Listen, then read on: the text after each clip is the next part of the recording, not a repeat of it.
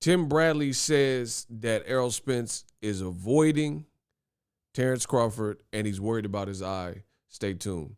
We unpacked. We unpack. We unpack. We unpack. Coming to you live. Boxing Ego Unpack. Yeah. We unpack. We unpack. We unpack. Coming to you live. Errol Spence and Yordenis Ugas are on a collision course for March or April, Tim. Ugas, of course, beating Manny Pacquiao. He's a good boxer. A lot of people thought he beat Sean Porter, didn't get the decision. But Errol Spence is kind of a next level super fighter. How do you see this one? Yeah, I mean, he is a next level kind of super fighter. I believe that. But I still think that he's running from Terence Crawford, to be honest with you. So even though Terence Crawford is suing his former promoter and a promoter who has a deal with this network that Max Kellerman's show was on, he's still pitching this notion. Very weird. Fighter. How do you see this one?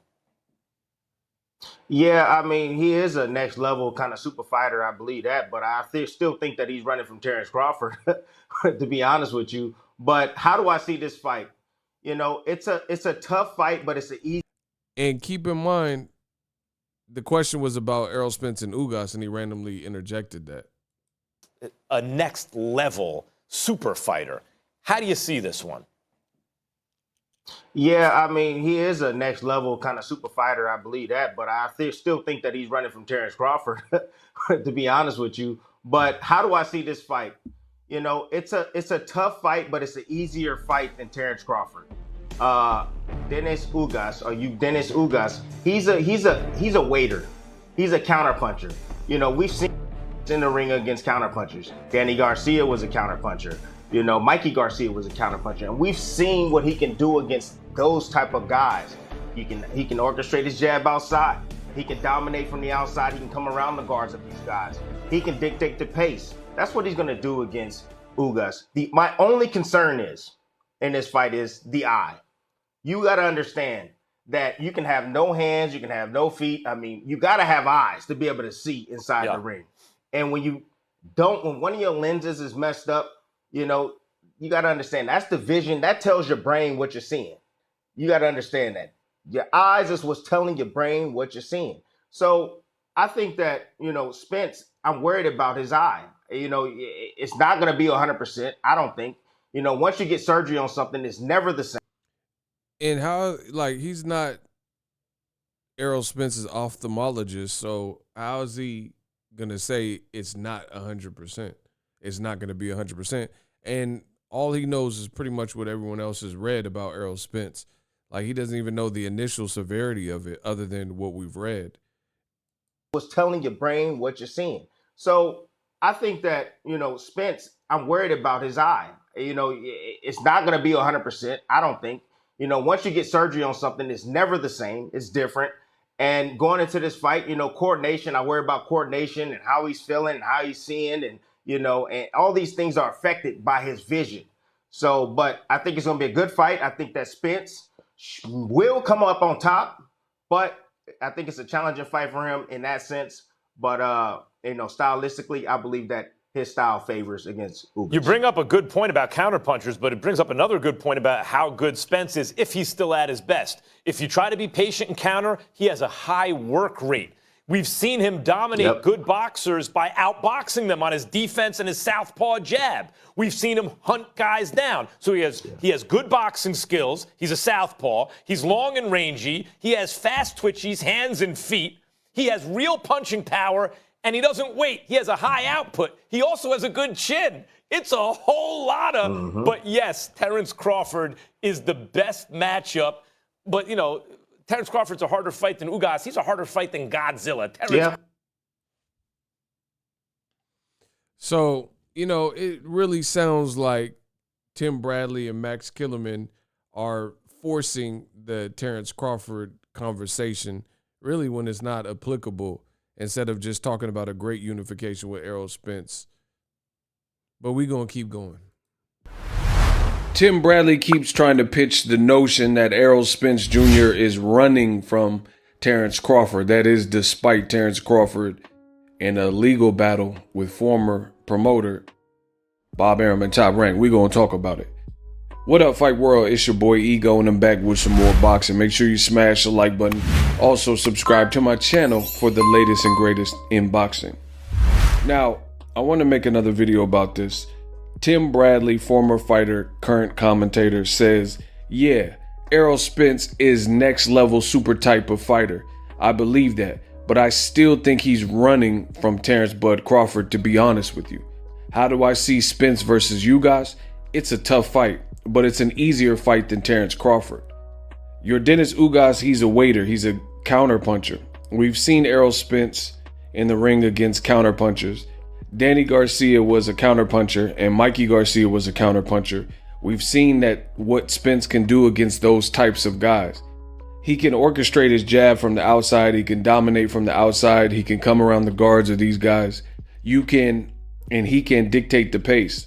That's what he's going to do against Yordenis Ugas. My only concern in this fight is Errol Spence's eye. You got to understand, you can have no hands and have no feet, but you have to have eyes to be able to see inside of the ring.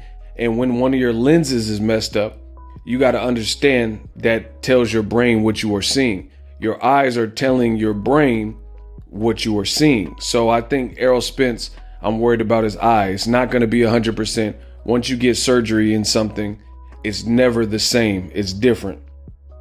Going into Spence Ugas, I worry about coordination and how Spence is feeling and how he is seeing. All these things are affected by his vision. So I think going into it, it'll be a good fight. I think Spence will come out on top, but I think it's a challenging fight for him in that sense. Stylistically, I think his style favors Ugas, end quote. Now, I'm not going to lie to you, kid. I'm starting to really not understand a lot of boxing commentary that is out. You know, that's why I just continue to do my thing and keep it pushing. But to me, Tim Bradley sounds like he is all over the place. Tim Bradley, let's start and break down. See, I literally look at what people say. I peep the linguistics, the vernacular that they choose to use, how you formulate your words, the sentences that you construct. And to me, Tim Bradley seems all over the place. In the first stanza of what he was saying, he basically made it sound like Errol Spence is ducking, aka he says running from Terence Crawford.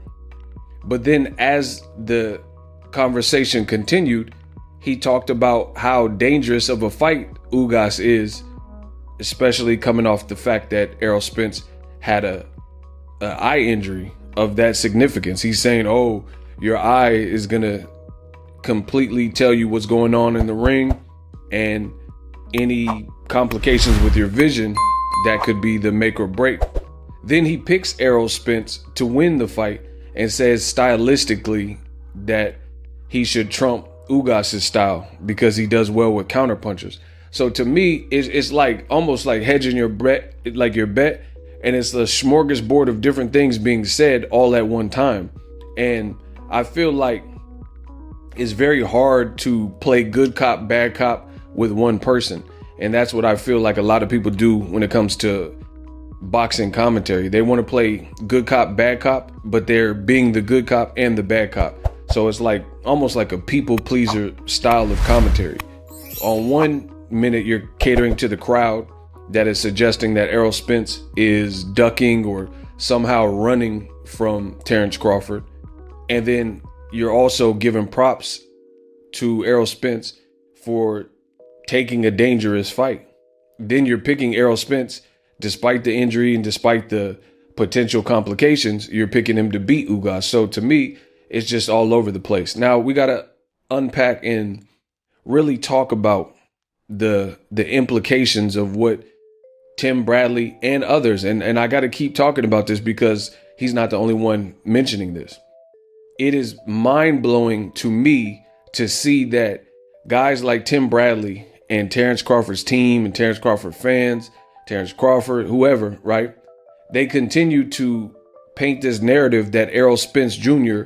is public enemy number one and numero uno in terms of being problematic as to why Spence versus Crawford is not happening. And the funny thing is, Tim Bradley specifically speaking on this issue, it is a bit hypocritical in my view, because Tim Bradley, when he was asked directly about Errol Spence, or excuse me, about Terence Crawford suing Top Rank, he offered no additional intel. He offered really no support. There's nothing he said that stood with what Terence Crawford is alleging. Now, they both know Top Rank and they both have been with Top Rank. So it's funny that Tim Bradley sparred with Terence Crawford and he knows him and considers him a friend, and is always in essence kind of pitching that the PBC fighters are ducking and no one wants to fight Terence Crawford and everybody's running from Terence Crawford. But then the time seemingly that mattered the most when Terence Crawford, because we all know Terence Crawford could fight. He could fight for himself in the ring. He don't need backup.